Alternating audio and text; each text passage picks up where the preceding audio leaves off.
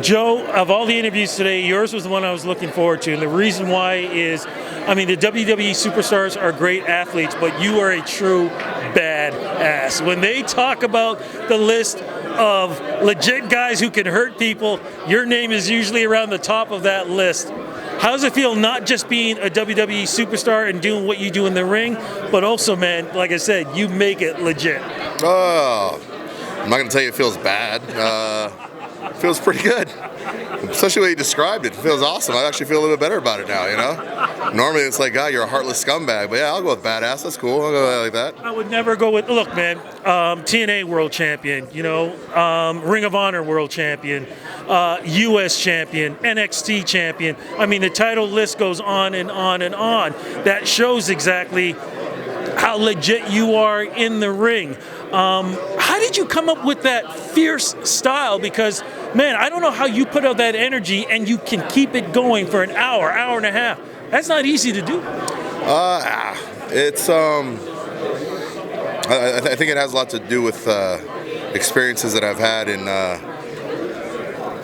more dire situations. You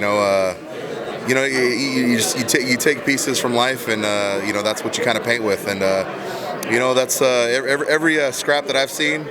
And maybe it's different in other people's area. It carries that type of intensity. It's two people that are going in there to throw down. Only one person's walking back out, and I think you need to convey that because that's what people want to see. There was a time when you were in TNA, and a lot of people were talking about how, you needed to move to the WWE.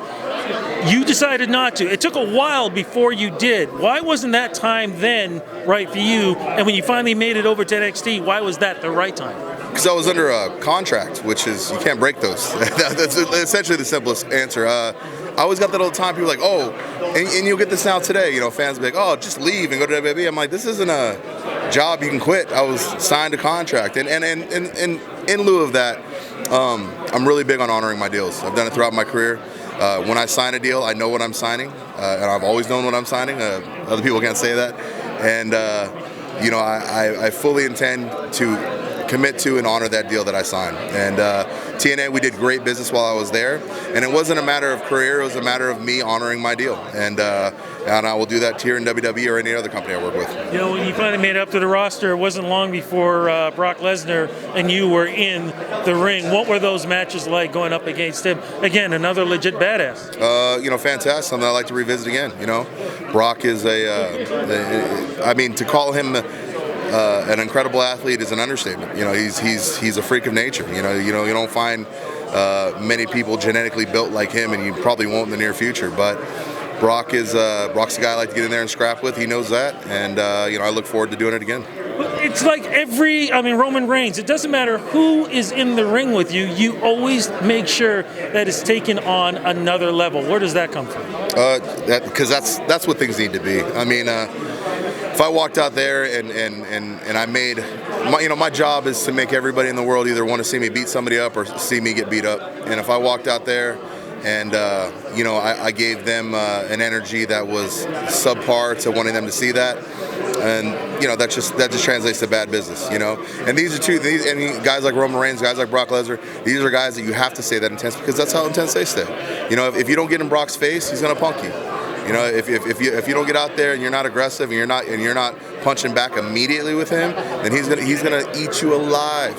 And that ain't happening on my watch, and he knows that.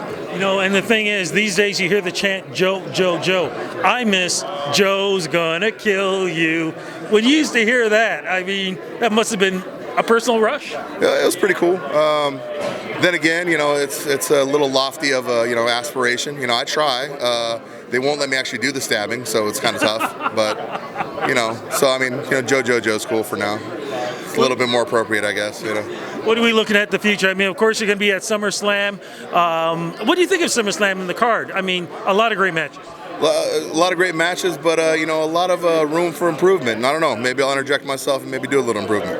Well, you never know what's going to happen, but I do know at some point in time you're going to be going after some championship. Is there one that you particularly got an eye on? And would you be willing to go after the tag team championship? We haven't seen you in a tag team in a long time. Yeah, and there's probably a reason for that. I'm a firm believer that any opportunity put in front of me will be taken advantage of to its fullest. So if the opportunity comes, so be it. I'm looking forward either way, man, because I know a title is waiting for you. Look, thank you so much for doing this interview with me, and looking forward to seeing you at SummerSlam. Thank you.